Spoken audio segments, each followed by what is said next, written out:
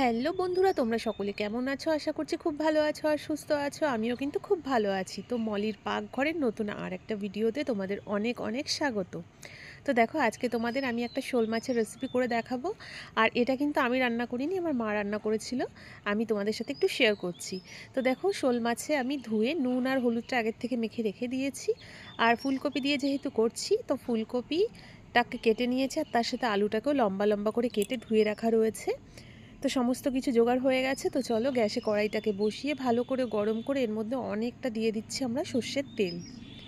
তো তেলটাও যখন ভালো মতো গরম হয়ে যাবে, এক এক করে এর মধ্যে মাছগুলোকেও আমরা ছেড়ে দেব।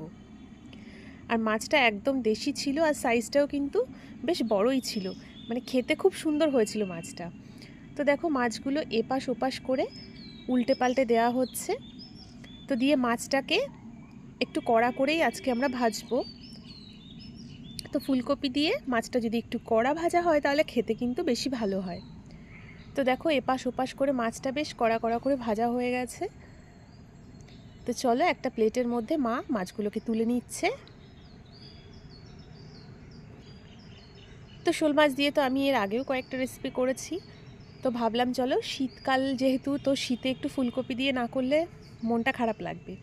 তো ওর জন্য ফুলকপি আর আলু দিয়ে আজকে রেসিপিটা তোমাদের সাথে শেয়ার করছি আমরা। তো মাছগুলোকে এইভাবে করে সমস্তগুলোকে বেশ ভালোভাবে কড়া করে আমরা ভেজে নিচ্ছি। তো নাও একদম লাস্টে মাছের মাথাগুলোকেও ভেজে আমরা একই প্লেটে তুলে নিচ্ছি। তো দেখো, সমস্ত মাছগুলো কিন্তু বেশ ভালো করে ভাজা হয়ে গেছে। তো এবার কড়াইয়ের মধ্যে ওই তেলে এবার ফুলকপিগুলোকেও দিয়ে দেওয়া হচ্ছে।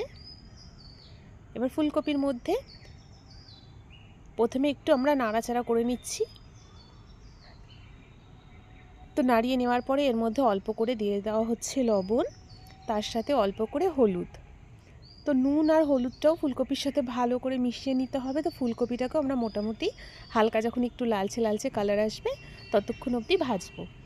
তো দেখো, ফুলকপির রঙটা যখন চেঞ্জ হয়ে ঠিক এরকম হয়ে যাবে, তখন ফুলকপিগুলোকে আমরা নামিয়ে নিচ্ছি। তো মাছের পাত্রের মধ্যে ফুলকপিগুলোকেও নামিয়ে একসাথে রেখে দিচ্ছি আমরা। তো সমস্ত কিছু মোটামুটি ভাজা হয়ে গেছে। তো এবার ওই তেলের মধ্যে এখন ফোড়নে দুটো তেজপাতা, তার সাথে হাফ চামচের মতো দিয়ে দিচ্ছি আমরা একটু ফোড়নে গোটা জিরে। তো পুরো ফোড়নটা ভালো করে ভাজা হয়ে গেলে এর মধ্যে আলুগুলোকেও আমরা ছেড়ে দেব। তো আলুগুলোকেও দেখো অল্প করে নুন আর তার সাথে হলুদ দিয়ে আলুটাকেও একটু হালকা করে ভেজে নিচ্ছি। আর আমার ভিডিওগুলো ভালো লাগলে অবশ্যই ভিডিওটাকে লাইক করো, কমেন্ট করো, শেয়ার করো, আর আমার চ্যানেলটাকে সাবস্ক্রাইব করো। আর ইউটিউব থেকে দেখলে অবশ্যই সাবস্ক্রাইব করো, আর ফেসবুক থেকে দেখলে পেজটাকে অবশ্যই ফলো করতে ভুলো না। তো একটা মশলার পেস্টের মধ্যে 1 চামচ আদা, তার সাথে 1 চামচের মতো জিরে গুঁড়ো, 1 চামচের মতো লঙ্কার গুঁড়ো আর অল্প করে হলুদ, আর তার সাথে সামান্য জল দিয়ে মশলাটাকে আগের থেকে একটু গুলে রাখা হচ্ছে। তো চলো, আলুটাও মোটামুটি ভাজা হয়ে গেছিলো, এর মধ্যে যে মশলার পেস্ট করা হয়েছে সেটাকেও ঢেলে দেওয়া হয়েছে। তো দিয়ে আলুর সাথে মশলাটাকে একটু আমরা কষাবো যতক্ষণ না তেলটা ছাড়ছে। তো এর মধ্যে স্বাদ অনুযায়ী লবণটাও দিয়ে দেওয়া হচ্ছে, কারণ মশলায় আমরা লবণটা অ্যাড করিনি। আর সব কিছুর সাথে অল্প অল্প করে লবণ দেওয়া হয়েছে, ওর জন্য অল্প করেই দিতে হবে।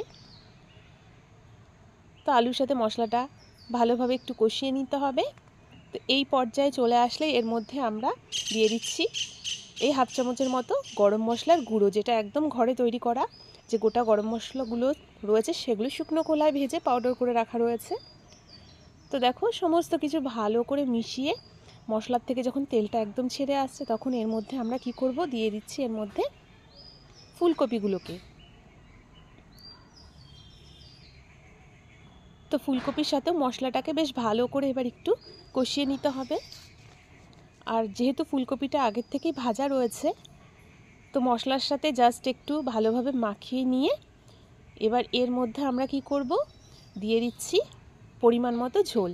আর এই ঝোলটা একটু পাতলাই করা হচ্ছে, কারণ ফুলকপি দিয়ে পাতলা ঝোলটা খেতে কিন্তু ভীষণ ভালো লাগে। আর শোল মাছটা যদি ভালো হয় তাহলে মাছের ঝোলটাও কিন্তু স্বাদটা খুব ভালো হয়। তো দেখো, বেশ খানিকটা জল দিয়ে দেওয়া হয়েছে। আর এইটা ফুটে উঠলেই ঝোলটা আমরা এর মধ্যে ভাজা মাছগুলোকেও দিয়ে দেব। তো এক এক করে ঝোলের মধ্যে মাছগুলো কিন্তু দিয়ে দেওয়া হচ্ছে। আর মাছের সাইজটা না খুব ভালো ছিল, মানে 1 পিস করে নিলেই কিন্তু মনটা ভরে যাবে। তো দেখো এবার ঝোলটাকে একটু ফুটতেও দিচ্ছি, আর কড়াইটা না পুরো ভরে গেছিলো, তো নাড়াতে একটু অসুবিধাই হচ্ছিল। তো হালকা হাতে মাছটাকে ঝোলের মধ্যে একটু ডুবিয়ে দেওয়া হচ্ছে, কারণ বেশি নাড়াচাড়া করলে কিন্তু মাছগুলো ভেঙে যাবে। তো চলো এইভাবে করে একটু মাঝখানে উল্টে পাল্টে দিয়ে মাছটাকে নামানোর আগে দেখো একটু ধনেপাতাও ছড়িয়ে দেওয়া হচ্ছে। তো বেশ খানিকটা ধনেপাতা দিয়ে দেওয়া হয়েছে, এতে কিন্তু আরও ভালো লাগে, কারণ শীতকালে সব কিছুর মধ্যে একটু ধনেপাতা দিলে কিন্তু খেতে ভীষণ ভালো লাগে। তো ঝোলটা হালকা একটু টেনেও এসছে। তো এই পর্যায়ে যখন ঝোলটা হয়ে যাবে তখন বুঝতে হবে যে আমাদের মাছের ঝোল একদম রেডি হয়ে গেছে। তো আজকে আমরা একদম পাতলা ঝোলই রাখছি। তো চলো একটা প্লেটের মধ্যে আমরা মাছের ঝোলটাকে নামিয়ে নেব। তো আজকের রেসিপি তো একদম রেডি হয়ে গেছে, ফুলকপি আর আলু দিয়ে শোল মাছের একদম পাতলা করে ঝোল। তো দেখতে কেমন হচ্ছে সেটা কিন্তু অবশ্যই বলো, আর আমার পাশে থাকতে একদমই ভুলবে না। তো এরকম সুন্দর সুন্দর ভিডিও নিয়ে আবারও হাজির হয়ে যাব। তো তোমরা অবশ্যই বাড়িতে ট্রাই করো, কেমন লাগলো সেটা কমেন্টে জানিও। তো এখনের জন্য আর বেশি কথা বলছি না, তো চলো টাটা।